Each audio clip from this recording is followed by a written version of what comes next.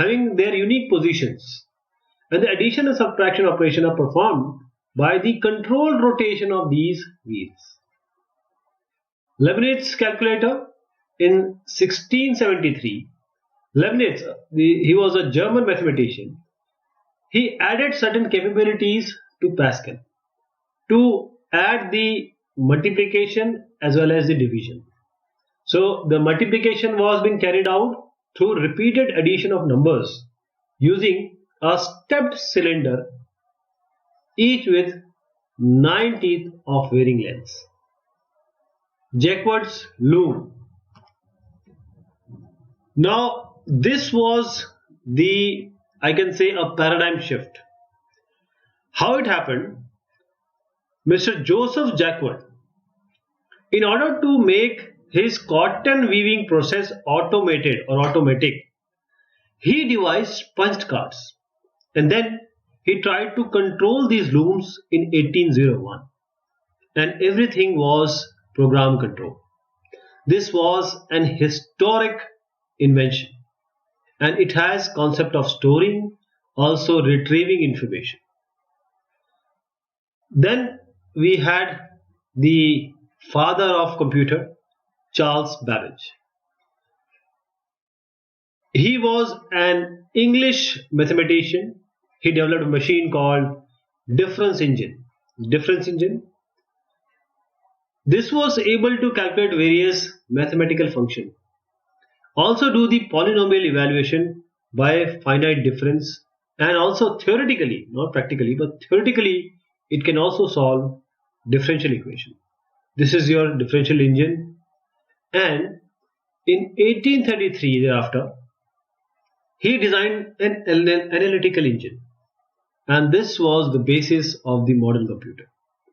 So this machine can perform all the 4 arithmetic operation, plus, minus, division, multiplication, and it also has a central processor, memory storage, and input-output devices concept. Even the stored information now can be modified. This analytical engine was never built, but the basic principle which Charles Babbage has established, today's modern computers, they work on this only. This is why he is the father of modern computers, Sir Charles Babbage. Mark 1. In 1944, Professor Howard Aiken, he collaborated with IBM. IBM we already know. This company is a giant in making all kind of computer equipments. IBM constructed an electromechanical computer. He named it as Mark 1. Now it can multiply 10-digit number in 5 seconds. And this was truly based on Babbage analytical engine. And it was the first operational general purpose computer which could execute certain instructions which were pre-programmed without any human intervention. In 1945, Dr. John von Neumann, he proposed a concept for stored program computer. And according to the concept, the program and data could be stored in the same storage memory unit.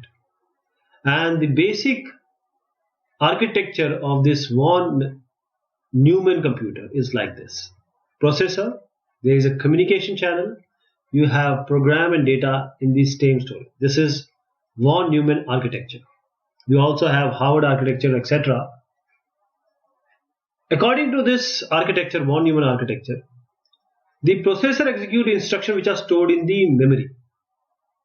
And because there was only one communication channel, the processor at once or at a time, it can either fetch data or an instruction. So instruction are the instruction or the orders which are given for certain data to be fetched, and the execution can be done or operation can be performed.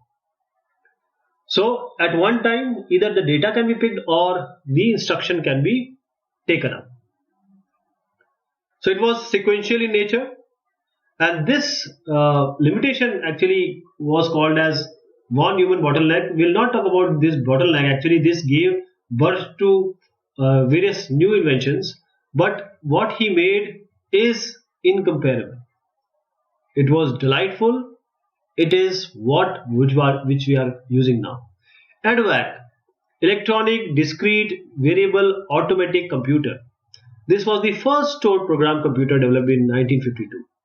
And after the invention of first electronic computer, ENIAC, electronic numerical integrator and calculator, in 1946, the computer technology, it took an exponential growth and it went very fast, at very fast pace. Now we'll see the generation of